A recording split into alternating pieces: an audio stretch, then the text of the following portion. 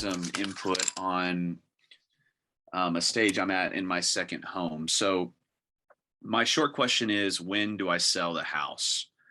The long kind of circumstances around this, you know, a lot of it. The house got done a couple months back, and we've been trying to rent it for the last couple months. And I don't know what it is, but it hasn't been moving. It seems priced right based on the numbers. I've been checking against my property manager.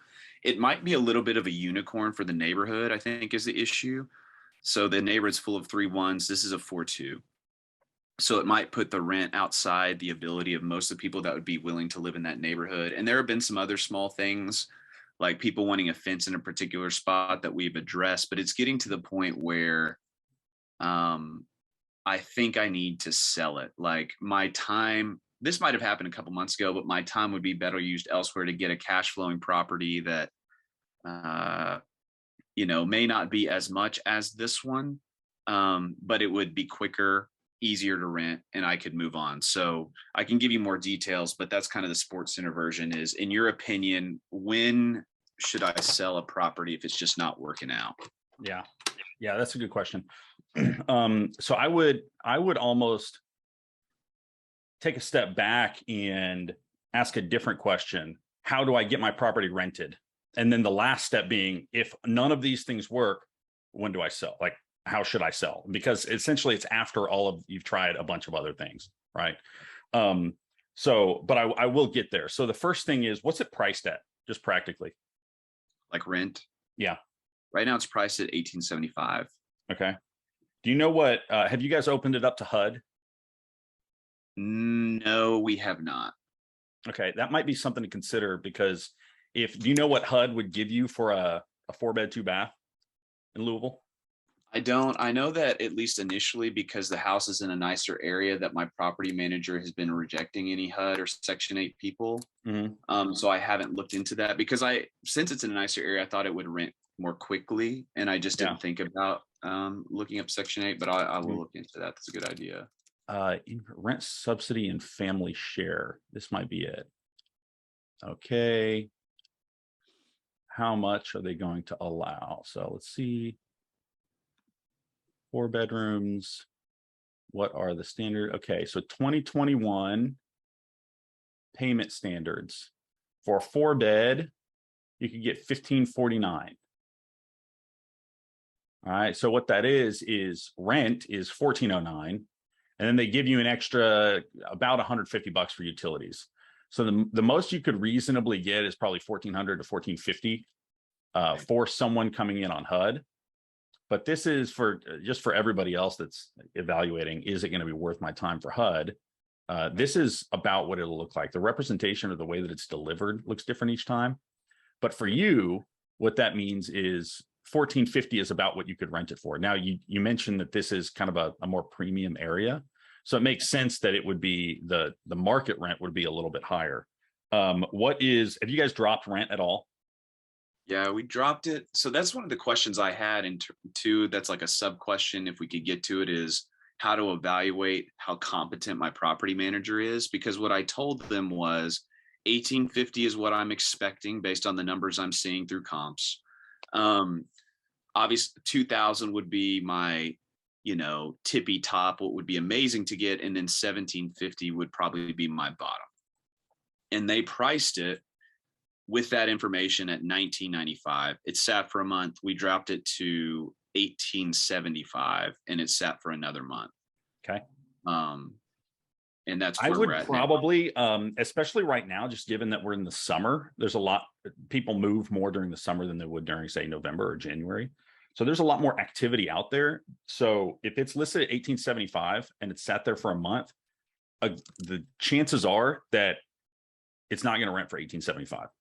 Right. So, so there's a few things to consider here. One is, what's the capacity for your property manager on marketing a property? So have they listed it on the MLS? Yeah, no, they listed on Zillow, and they put it out on Facebook Marketplace, I think, were the two places that they were advertising. Okay. I think they have their own thing too. I'm not exactly sure. Because they've been sending me reports and still getting info from some third party thing, but I'm not sure what it is. I think it's their own thing. Yeah. Okay. So, so a few things. I would call my property manager and be like, hey, what's the feedback that we've been getting? Is it priced too high? And how have we marketed it? Because there's a few different channels you can market it. You can put it through Zillow and realtor.com, and putting it on the MLS is going to get you a lot more traction because more people use the MLS. That it's more ubiquitous, like it's more accepted everywhere.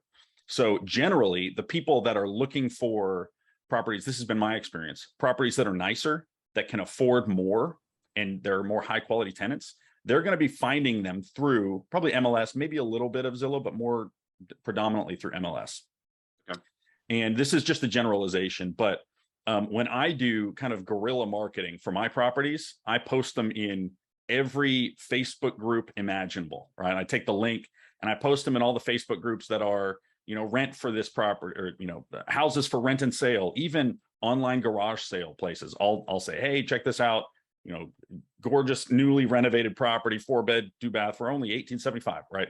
And then I'll tag my property manager and just say, if you're interested, reach out to my property manager's name's Tammy. Reach out to Tammy, and I'll mention her so that they go directly to Tammy. They're not like, hey, have her reach out to me.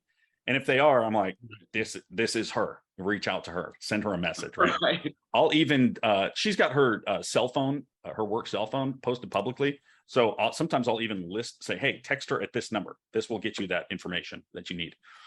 Generally, the people that come from that, and this, I would say 80% of the time, are going to be more lower income renters, because that just seems to be the channel that and maybe this is market dependent for me, but those tend to be just the channels that they use more often than, say, Zillow or MLS. Some of that is because they're looking for a direct owner to manage the property and not have to go through a property manager because they've got a felony or they've got credit issues right now, and they're trying to get a property rented with a little bit more flexibility on the rules. So those are a few things to consider. Go ahead. What should you do on that? So I think one of the issues has been that there have been a lot of interested people, but they've been kind of shelved because they couldn't prove that they could pay that rent.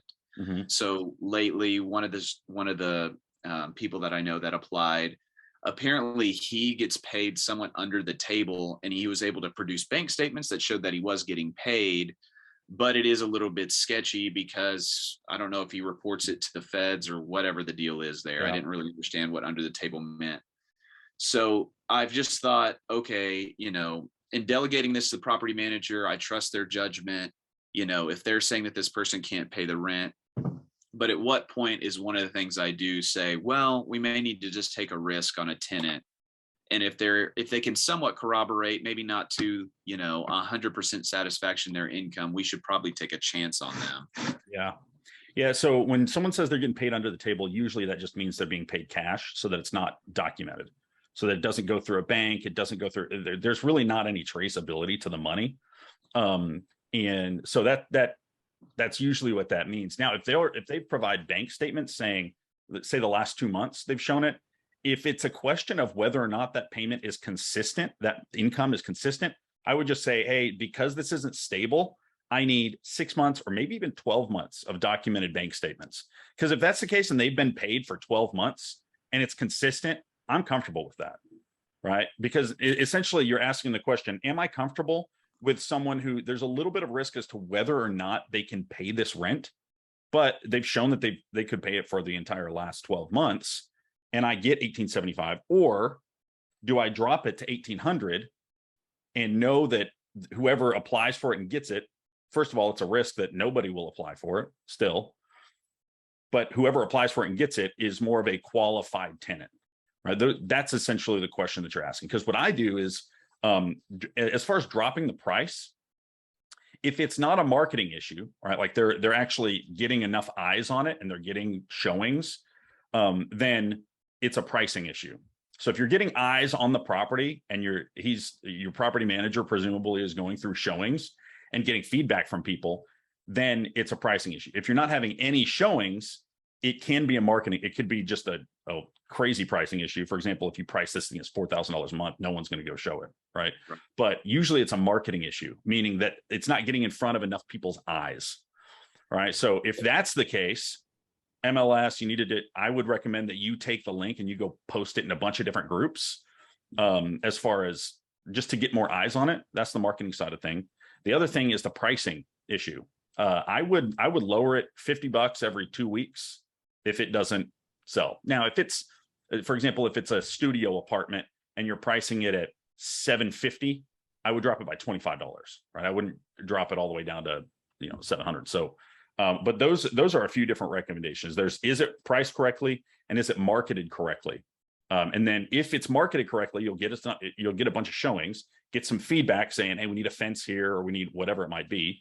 And then once you put in that fence, have that realtor or your property manager reach back out to that person and say, hey, they'll do this, or they've already done this. Would you be interested in it? Another thing to recommend is if the property manager, if they're showing, you might give them a heads up ahead of time and say, if there's something that they need done, in, let's say it's under $1,000 or $500 or whatever that might be, let them know that the owner really cares about the property. He'll do it. Right. So if they're saying, man, I really want a fence there. Well, okay, if I can get I think the property owner would probably go ahead and just fix that fence. So if we include that and we guarantee that, what do you think? Okay. That'll do two things. One, it will avoid some of your negative feedback, or it will get to the root issue, right? Because let's say it's not actually the fence, it's just they think the house is ugly, but they're saying it's the fence because they don't want to hurt anybody's feelings, or they just feel awkward or whatnot, right? Like that allows you to say, okay, if we can fix that, then you know, what do you think? And then they might end up saying, well, the layout's just weird, or it's a 4-bed, 2-bath, but 2 of them really aren't bedrooms, right? That gets you to the root of that issue. And it helps them also know, oh, this tenant really cares about the property. I'm not going to get screwed, right? Seems like a good person, right? So you might end up getting, giving the authority to your property manager ahead of time to give that feedback to prospective tenants, I think is really valuable. Okay, that's perfect, man. Yeah, I'll definitely try. Some of these I have tried. I do think it is a balance. Like, I haven't tried posting things on my own, you know, Facebook outlets. I think a lot of eyes have gotten on it. Some weird things have happened. Like, we found out like a month ago that one of the neighbors was somewhat harassing prospective tenants. So they go out there, use the lock box, look around. And I think, like, I don't know how my property manager would know this, but she thinks that it is someone related to a competitor in that neighborhood, which was just wild. Because I'm like, I don't even know what to do about that. Like, set up a camera or something to keep them off the property. Like, it was just strange. You could file a police report. File a police report. Yeah, for harassment. And then you could also, I mean, if it got to this point, you could pursue legal action. Yeah. Okay. Well, great, man. That's really helpful. That'll get me started. I appreciate the counsel. Yeah.